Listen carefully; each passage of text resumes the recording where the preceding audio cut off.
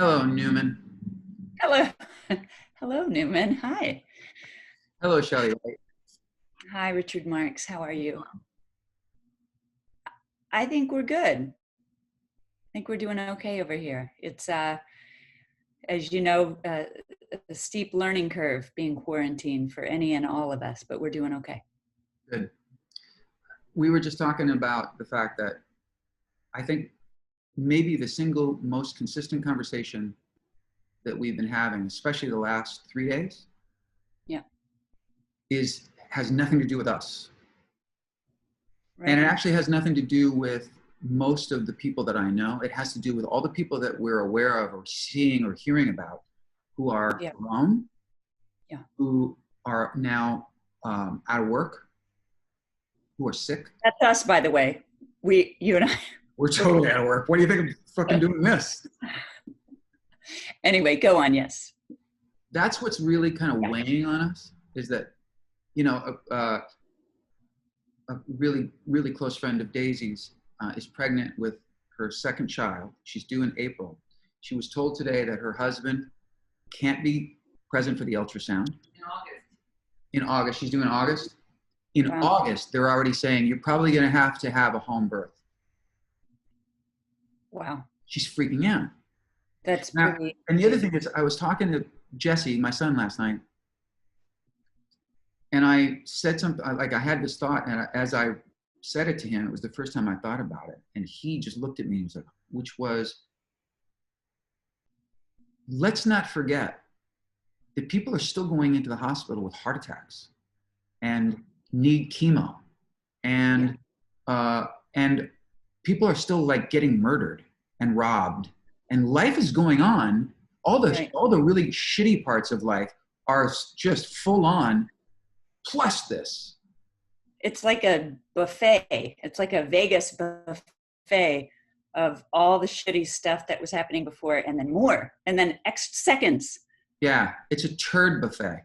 It's a turd buffet with no sneeze guard.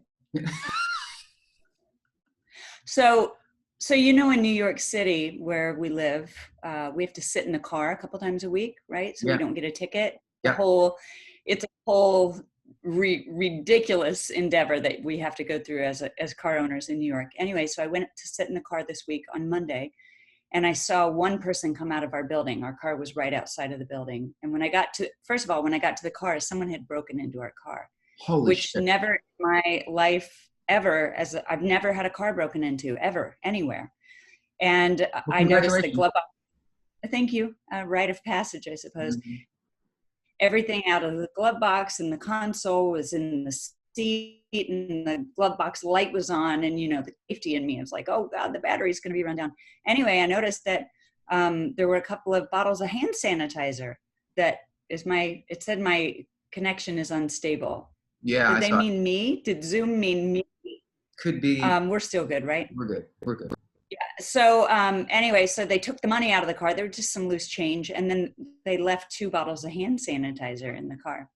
And I was like, oh, that's interesting. So I, sat in the car, and then I got out, and one woman came out of our building, and it's a gal that I know to be pregnant.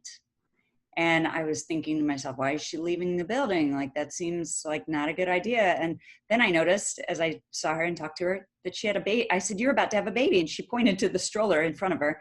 She said, I had it on Friday. She had it like the day this whole kind of lockdown quarantine thing happened. And she just looked pretty stunned. And I gave her the hand sanitizer, and she just fell apart. She's got a toddler and a brand new baby. And she said, I got to take the baby to the pediatrician. And it's the first time ever that I remember in my life, somebody having a brand new baby and not opening the stroller and saying, look. Sure. And I just noticed her instincts were, stay with my baby, but I will take the hand sanitizer. And she just kind of broke down. Can you imagine bringing a baby into the world right now? No. Everything we know is different to some degree. And another thing that my brilliant wife said was, this is forcing change to the planet. Not that there's that we look at that as a silver lining necessarily, but it I reminds me know of what that you old George Carlin routine where years ago where he did this whole thing about, he said, I'm so sick of people saying they're going to save the planet. The planet is fine. You're fucked. The planet will heal itself. The planet has healed itself over and over. When assholes like you are long mean. gone, the planet will take care of itself. And the planet is taking care of itself right now, actually. I have been having this type of discussion with people close to me, including you, that this is, obviously it's unprecedented what we're going through as a species. It's awful. I mean, you and I both have elderly people in our Yeah. families and friendship circles. We are all going to know someone who will not make it. But I'm an optimist. I have always been an optimist. I have to look at the ways in which we are learning huge lessons about empathy, Yeah. about being conservative, like conserving our resources. I mean, for me, austerity measures of like making food last in the fridge or a can of black beans, like I've been doing this my whole life. I grew up poor on a farm in So Kansas. I love that. I love that post you did about, austerity is not new to me. This is not new. I got this. Now the death and the dying and the disease, that's a whole new thing. But I think how are you guys? How is your mom? My mom is good. She is really, really buttoned up and quarantined like a motherfucker. Good. Um, Don't touch Ruth. don't touch Ruth. And to the point where she told me yesterday that she lives in this really wonderful senior apartment complex. They Yeah. have guards outside. No one is getting in. No one is getting near any of the people who live there, any of the residents. Good. She's over the year or so that she's not quite a year that she's lived there. She's become friendly with the kitchen staff, and it's been it was worrisome to me because that was the one thing that she was continuing to do up until maybe 10 days ago. She would still Right. go in and have her little glass of wine in the dining room, but not touch anything and wiping everything down. And I was like, Mom, you got to stop that. You Yeah. can't go out of your room for a while. And so she got it. So she said last night that 3 of the kitchen employees came to her room because they care about her and they've gotten to know her, and knocked on her door, Right. and she went, "Who is it?" And they went, "Ruth, it's for us from the kitchen." And she went, "Step back." And she kind of peered the door open, and they said, "We just want to make sure you're okay, and can we bring you anything from the dining room?" She said they were in full hazmat. It was like completely covered. Yeah. Wow. She's a tough broad, and she is, she's scared though. I mean, she has to be. She's Yeah. covering it pretty well, but she has to be like your dad. I'm sure is like, he's such a stoic guy, but I bet you he's Yeah. really scared. I think he is. He's taken it seriously. He and I spoke Friday of last week, which, that's when it really kind of started bubbling here in New York. People were talking about staying in their apartments. And of course, I called my dad, who had a heart attack almost a year ago. Yeah. He's not in super duper good health. So I called him, and I was so impressed with his immediate grasp of what he was processing from the news and from what I was sharing with him. And he gets it, and his wife is, she's a lot younger than he is, but she's not, she's 60 plus. Yeah. So they're being very careful. And, data, and my dad likes data and math and science. He may be a redneck from the Boot Hill of Missouri, but he believes in science and math, and he Yeah. gets it. So he's That's being careful. awesome. I'm worried about Aunt Shar, of course. Yeah. But we're all being careful. My nephew, Henry, turned 16 yesterday in quarantine there in Kansas. And Wow. so they binged watched some Netflix, and we're all Don't you just also find, I'm sorry to interrupt you, don't you also find in those kind of situations, much like even just this situation, that for this thing, this momentous period of time in our history to happen at a time when we are technologically advanced enough to be able to FaceTime somebody to wish them happy birthday to, this is the other thing, and I know that we've texted about this. It's so important to reach out to people right now, especially people that who don't have the support system that you have with your wife, that I have with my wife. Those are the people that are kind of like breaking my heart the most. We check in. There are a couple people we know that are Yeah. alone, that are really, really alone. And we check in with them regularly. It's, Lifeline. yeah, it's a pretty amazing thing, right? Lifeline. Yeah, Lauren and I were talking yesterday about, how lucky we are to have people in this house, right? So, and Yeah. we have some friends and family members that we're reaching out to who are alone. And I said, it's like back in the days of touring, we weren't able to FaceTime our kids back in the day. We used to stop the tour bus And and get on a everybody payphone. lined up on a payphone line Yep. and used the MCI calling cards to call Yeah. home. Oh my God. The MCI. Remember your 92 digit I number? still remember my number. I still remember the 1-800 number actually, and my code. It's amazing. Yeah. It's amazing. Tell me how your boys are doing, and tell me how. This is what I'm curious about because I haven't asked you this. What do they know, Mm. and how are they articulating what they know? They have come to know a little bit more every day. George said to me last night, he said, can we go out You sent me, tomorrow? by the way, George and Everett, and they're just the most precious boys. Precious. That is one of the words we use to describe them. Precious, loud. Not in a Lord of the Rings kind of precious way. No, I don't know I don't get the reference. I never tried. Precious. Oh no, yeah. Creepy. They are, kids don't miss anything. So one of the things that Lauren and I were trying to be mindful of from the beginning of this is our energy and what they hear us say. And sorry that I'm getting texts. People Okay. are texting me about We're reaching out to you to make sure you're okay. So they've come to kind of understand as the days have gone by that, now we can't go out. We went out once and it made us more nervous than we wanted it to. So we've stayed, we've kind of buckled down to a different level. George said to me yesterday, Mama, I want to go to Barnes and Noble and buy a Hot Wheels car. And I said, it's just not going to happen. And he looked back at me and said, because of the virus?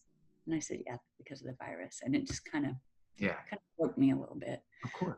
But they're doing okay. We're doing, their teachers are videoing. We had a class chat the other night where 25 students and the teacher all read a book and talked to one another from different video. Yeah.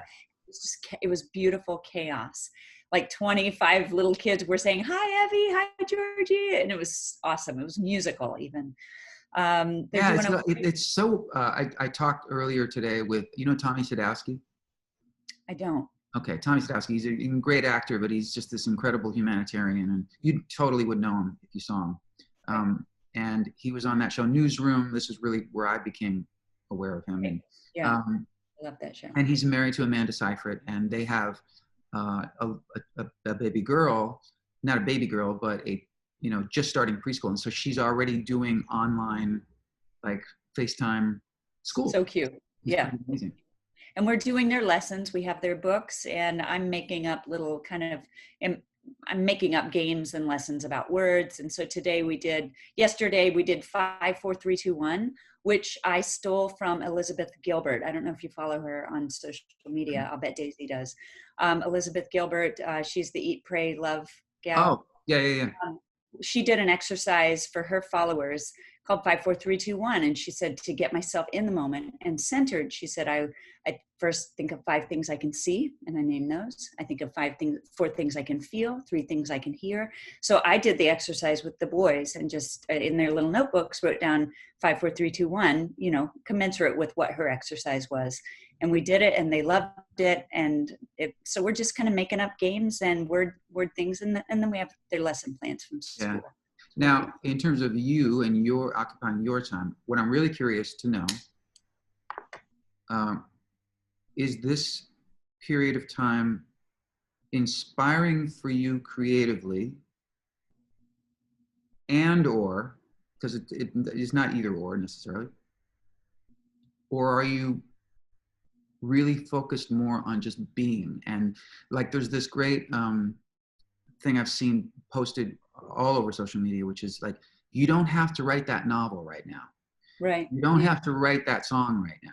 I'm finding that, before you answer, I'm finding that I'm still sort of having my little moments of, oh, that's a melody in my head I should probably put in my phone, or a lyric, whatever, little snippets, like a normal day. But I'm not particularly motivated to be creative, or not in terms of the usual sense. Yeah, I think it's a You? great question, and I'm, looking at my artist friends, writers of all kinds, creators of all kinds. That that seems to be kind of the question right now. What's happening with all of us creatively? And for me, again, pardon that dinging. Hey, you're very For popular. me, I'm having kind of the same practices of grabbing my phone every 20 minutes, jotting down a note, or doing a little voice memo. That's that's my baseline kind of. Right. Um, I just haven't been able to sit down really with a guitar at the piano because the boys are here the whole time, and so we're kind of trying to manage that and have fun with them. Yeah. We've been meditating with our boys since the turn of the calendar year, Nice. because I've been meditating and I've really enjoyed it. And so that's part of their practice in the evening. Since the quarantine, they've been doing yoga, kind of a cool YouTube Pokemon yoga. Mm-hmm. But as far, That's the one I do too. I know, I saw that you were logged into it. You were on that Totally. group.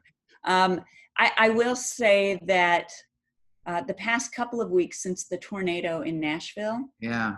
kind of started a super kind of contemplative stretch for me, wherein I feel like every day I've had an opportunity to, my prayer to the universe has always been, please put me where I need to be or where I can be helpful. Mm-hmm. And I have to say, every single day since that tornado in Nashville, there have been ways in which I've felt more helpful to my friends and family, and even just people I don't know very well. I've been able to, just with reaching out and saying, how can I help you? Oddly enough, a lot of people have had an answer like, can you introduce me to so and so, or do you have so and so's number, or can you chip into this fundraising effort? Yeah.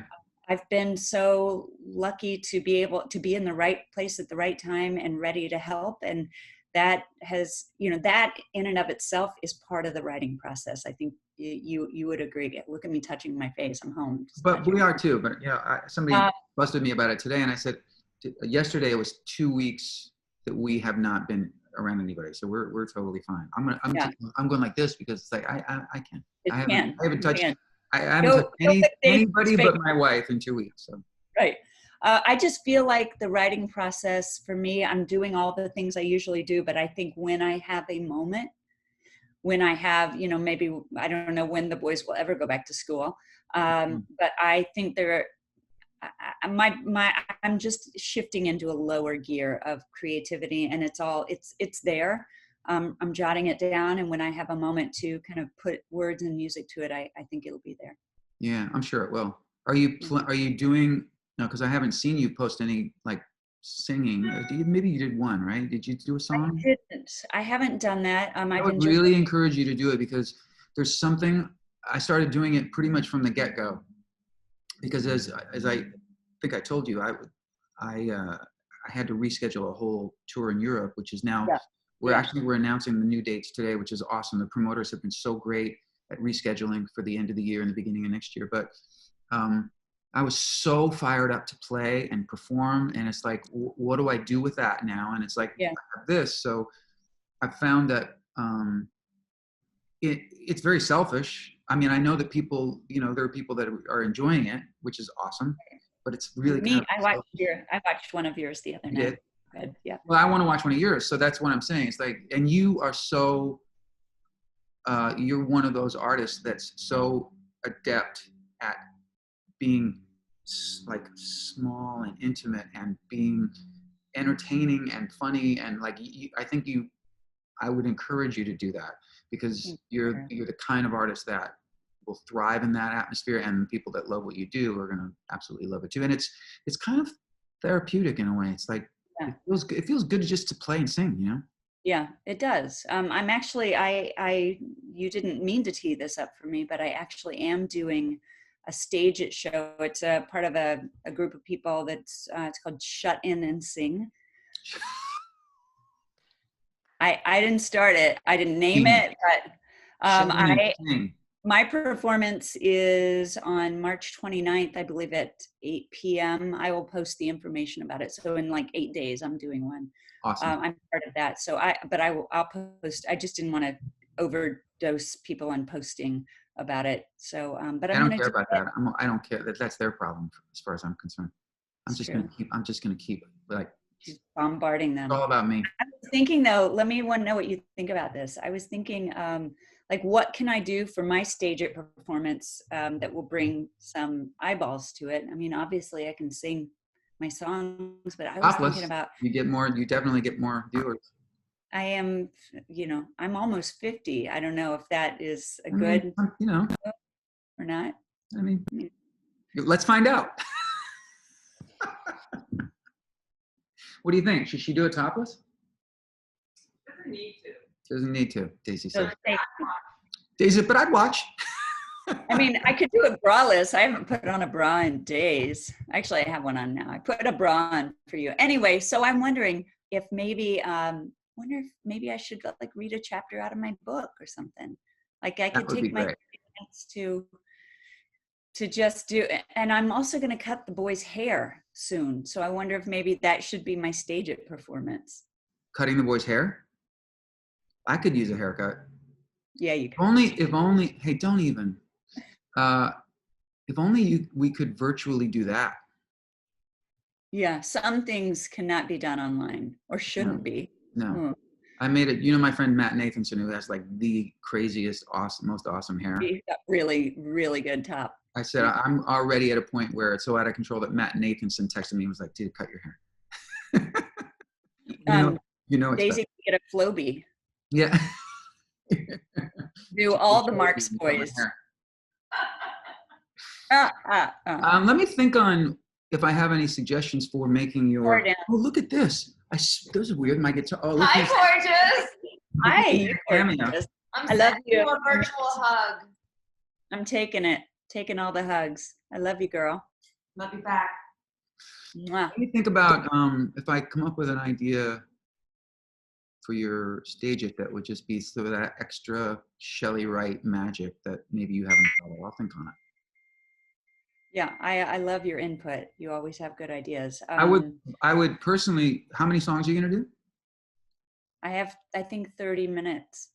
I would personally request The River. Oh, on piano or guitar? Whatever you feel like is more powerful. I have a ukulele, but I can't quite play it yet, so that'd be a big risk. Yeah, I would maybe say guitar. Okay, I wrote it on guitar. Yeah, just. If you haven't heard "The River" by Chely Wright, it's one of the greatest songs. It's one of my favorite songs, and "Picket Fences" is insanely great. It's the song that really introduced me to you. Even though "Single White Female" was a huge hit, when I heard that album and I heard "Picket Fences," I was like, oh, whoa. Okay, first of all, she wrote the song by herself. Second of all, this is like, okay, now she has my full attention. So I would go with either one of those. Okay, duly noted, my friend. Duly noted. And be safe and give a big hug to Lauren and your boys for us. And maybe we'll do this again because this is not going to go away anytime soon. We're going to be here for a while. Yeah, you're really good hunkered down for a while. Yeah, and it's okay. And we're going to be. Some things will be better after this. My dad and I were talking on Friday about, obviously I grew up on a farm and we burned off crops to make the soil ready and nutrient rich for a new crop that would come in. And after a wildfire, there is always tiny, beautiful baby grass. Yeah. And I'm seeing a lot of that already. And so it will be, I don't want to mitigate the losses that are coming because they're coming, they've already happened. Life has ended for a lot of folks and it will continue to do that. And may their memory be a blessing. Yeah, good one. I love you, Chely Wright. Jigs. You be safe and we'll talk soon. I'll see you on text later, Stormy. You got it. See you later. Love you guys. Okay, bye-bye.